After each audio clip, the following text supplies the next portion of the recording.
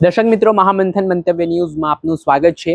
કોટ ગામના ખેડૂતોના સમર્થનમાં આજે વિસાવદરના ધારાસભ્ય ગોપાલ ઇટાલિયા સુરેન્દ્રનગરના ધાંગધ્રા તાલુકાના કોટ ગામમાં જવાના છે અને જે ખેડૂતો છેલ્લા થોડાક દિવસથી ભારે વિરોધ નોંધાવી રહ્યા છે।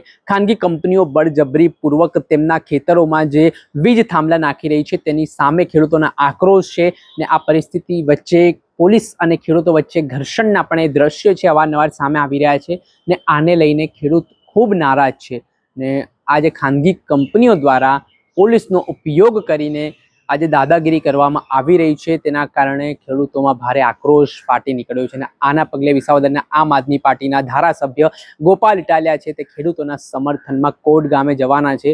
જે ખેડૂતોનો વિરોધ છે, જે તેમની માંગણીઓ છે તે માંગણીઓ સાંભળવાના છે। ગોપાલ ઇટાલિયા થોડા દિવસ પહેલા વિડીયો બનાવ્યો હતો જેમાં તેમણે વીજ થાંભલા મુદ્દે વિધાનસભામાં પણ સવાલ ઉઠાવ્યા હતા।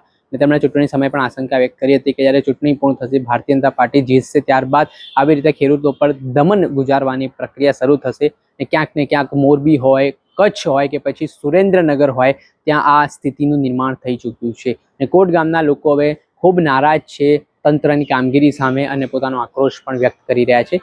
ત્યારે કોટ ગામ જતા ધારાસભ્ય ગોપાલ ઇટાલિયાએ લોકોને શું કહ્યું તે સાંભળો। તો જે લોકો ખેડૂતોને સમર્થન કરતા હોય, ખેડૂતોની લડાઈમાં સાથ આપવા માંગતા હોય, એ બધા આવે એવી મારી લાગણી છે।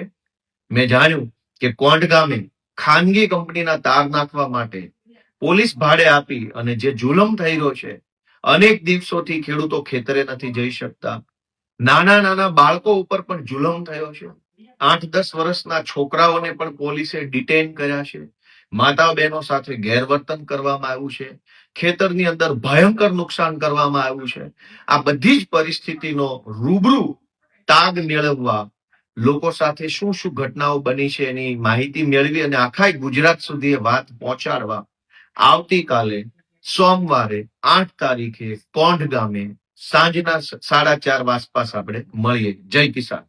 જે આપણે સાંભળેલા વિસાવદરના ધારાસભ્ય ગોપાલ ઇટાલિયા તેમનું મહત્વનું નિવેદન સામે આવ્યું છે ને તેઓ લોકો માટે હવે આક્રમક મૂડમાં જોવા મળી રહ્યા છે। ખેડૂતોના સમર્થનમાં તેઓ બાયો ચડાવવા જઈ રહ્યા છે અને તંત્રને આડે હાથ લેવાના છે। ત્યારે ગોપાલ ઇટાલિયાની આ મુલાકાત ખૂબ જ સૂચક માનવામાં આવી રહી છે।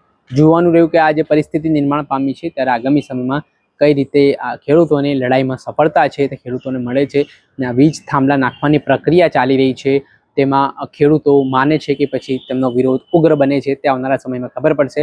ને વાત કરીએ તો 15 જૂનના રોજ એક ટ્રેક્ટર માર્ચનું પણ આયોજન થયું હોય તે પ્રકારના સમાચાર મળી રહ્યા છે। દર્શક મિત્રો, આવા જ વિડીયો જોવા માટે મહામંથન મંતવ્ય ન્યૂઝ જોતા રહો, લાઈક કરો, શેર કરો।